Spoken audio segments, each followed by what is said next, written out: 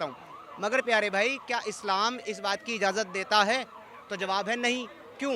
کیونکہ سورہ النساء چیپٹر نمبر 4 کی آیت نمبر 97 کہتی ہے کہ کچھ لوگ جن کی فرشتے روحیں قبض کرتے ہیں تو وہ ان سے پوچھتے ہیں کہ تم کس حال میں تھے، تو وہ جواب دیتے ہیں کہ ہم اپنی زمین میں کمزور اور مغلوب تھے۔ تو فرشتے کہتے ہیں کہ کیا اللہ کی زمین اتنی کشادہ نہ تھی کہ تم وہاں سے ہجرت کر کے ایسی جگہ چلے جاتے جہاں اللہ کا دین اور قانون قائم تھا، تم کفریہ حکومت میں کیوں رہیں؟ آگے قرآن کہتا ہے کہ یہی وہ لوگ ہیں جن کا ٹھکانہ جہنم ہے۔ تو میرے بھائی بہت اچھے انسان ہیں، بہت پیارے بھائی ہیں میرے، منع کرتی ہے کافروں کے زمین پر رہنے سے۔ بھائی صاحب ہندوستان میں نہیں رہ سکتے سوائے اس کے کہ وہ جد و جہد کریں کہ یہاں کے نظام کو پلٹ کر اسلامی نظام قائم کریں، یہ قرآن کا کہنا ہے۔ نہ تو سورہ الانشار النساء انواد، جن لوگوں نے اپنی جانوں پر ظلم کیا تھا اور جب فرشتے ان کی روحیں قبض کرنے آئے تو انہوں سے کہا تم کس حال میں تھے؟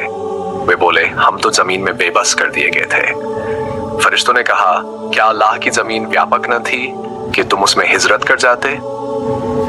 تو ایسے لوگوں کا ٹھکانہ جہنم ہے اور وہاں بہت برا انجام ہے۔ جان پر ظلم کرنا قرآن کریم کی ایک اصلاحی کی شبداولی ہے جس کا مطلب ہے گناہ کرنا، کیونکہ گناہ کر کے انسان اپنی ہی جان کو نقصان پہنچاتا ہے۔ اس آیت میں اپنی جانوں پر ظلم کرنے والوں سے مراد وہ لوگ ہیں جو طاقت اور سامرتھیہ ہونے کے باوجود مکہ معظمہ سے مدینہ منورہ کی اور ہجرت پرواز نہیں کر سکے۔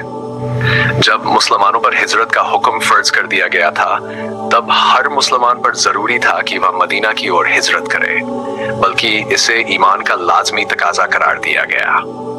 اگر کوئی ویکتی قدرت سامرتھی کے باوجود ہجرت نہ کرتا تو اسے مسلمان قرار نہیں دیا جاتا تھا۔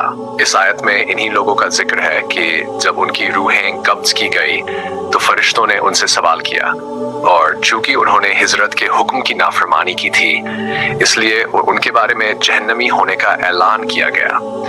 ہاں، جو لوگ واستوک مجبوری اور لاچاری کی وجہ سے ہجرت سے قاصر رہے ان کا استثناء ابواب کر دیا گیا، یعنی اللہ کے یہاں پہ معافی کے حقدار ہے۔